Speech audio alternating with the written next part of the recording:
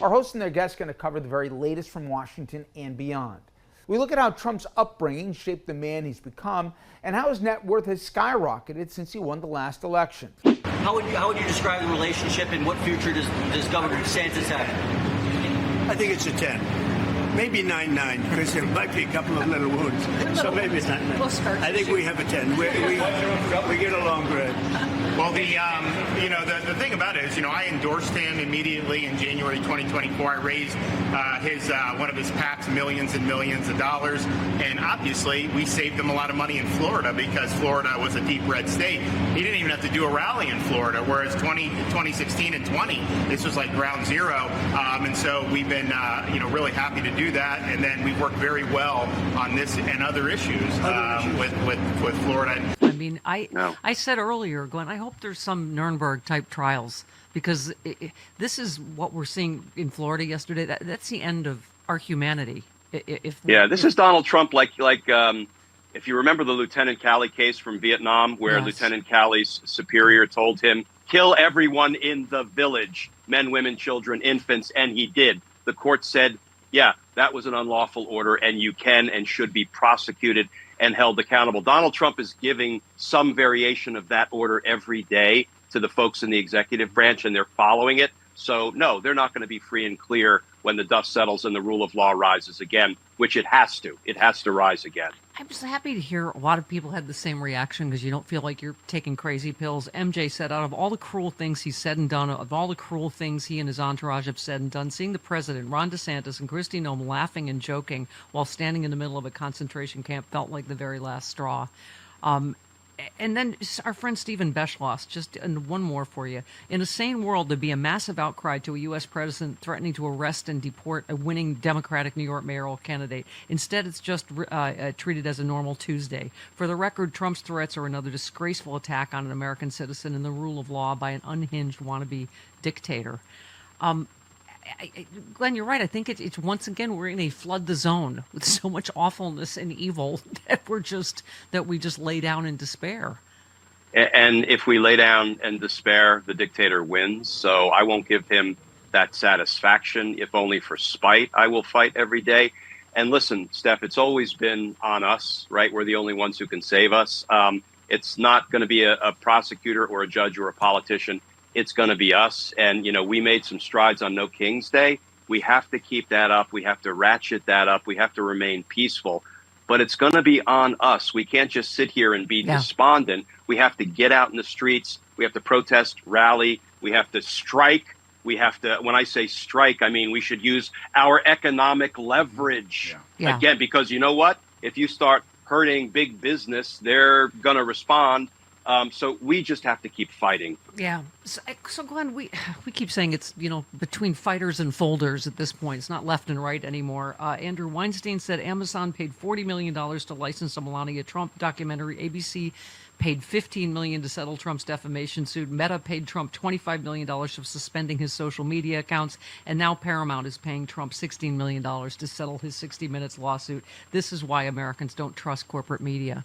Paramount. And I'll add to that, the law firms that crawled into the Oval Office on their, big white extended bellies and gave the dictator, gave the bully their lunch money rather than standing up to the bully. They endangered everybody. They made it unsafe for all of us because they're emboldening the dictator. And yet the four law firms that stood up, Perkins Coie, Wilmer Hale, Sussman Godfrey just won.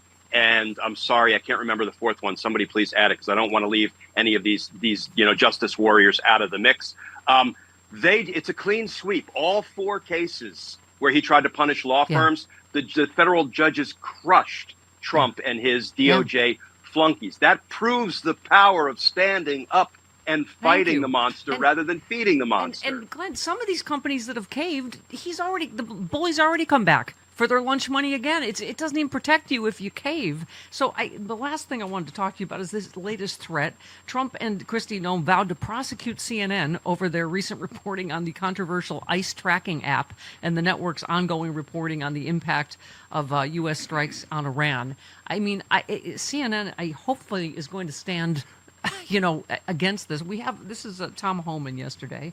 I just can't believe we're in a place where a TV network like CNN It's talking about this app and educating people on the existence of this app. And ICE law enforcement officers, like I said earlier, they are concentrating on public safety threats and national security threats. This is a dangerous job. And this app is going to give the bad guy heads up that we're coming, which means more bad guys are going to escape arrest, which makes this country less safe. Okay, reporting on the existence of something is not promoting, right? So CNN yesterday, he said, push an app that lets you track where ICE agents are. Thom Hartmann saying perhaps CNN should be prosecuted for that as obstruction of law enforcement. Your response, Kristi Noem said, yeah, we're working with the DOJ to see if we can prosecute them for that. Where are we, Glenn? Just weigh in on this. Yeah, we are in lawless territory where might makes right.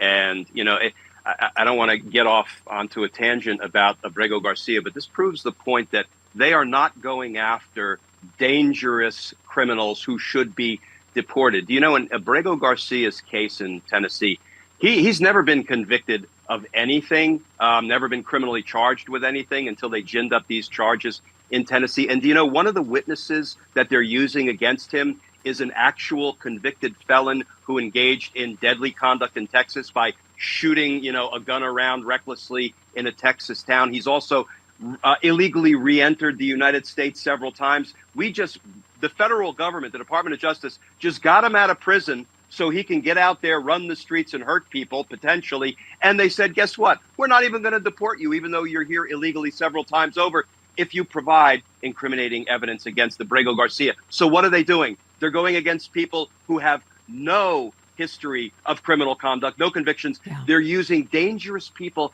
and putting them back out into the community to achieve their dirty goals. Yeah. That is what this administration is doing. Yeah. Trump jumped in on the CNN discussion at the end quickly, Glenn, and said, and they may very well be prosecuted also for having given false reports on the attack in Iran. First of all, reports not false, right, and have been confirmed by intelligence all over the world. But, again, I hope these companies learn to stand firm because this is, yeah, go ahead. And here's a little bit of a silver lining. He has claimed or threatened to prosecute, I mean, how many people? Adam Kinzinger, Liz Cheney, Jack Smith, Alvin Bragg, Tish James. It goes on and on and on. Guess what? Not a single one of those people have been criminally charged. You know why? Because those cases would not only get thrown out of court and laughed out of court, but judges would refer the DOJ attorneys who tried to bring those vindictive prosecutions to their own bar counsel to be investigated, sanctioned, and possibly disbarred. We just had another lawyer, Kenneth Chesbrough, disbarred, who was doing Donald Trump's dirty work. So, you know, there's a lot of talk here, and yes, he's doing a lot of damage, but recognize he can't even follow through with a good bit of it. That's small consolation, but it's something.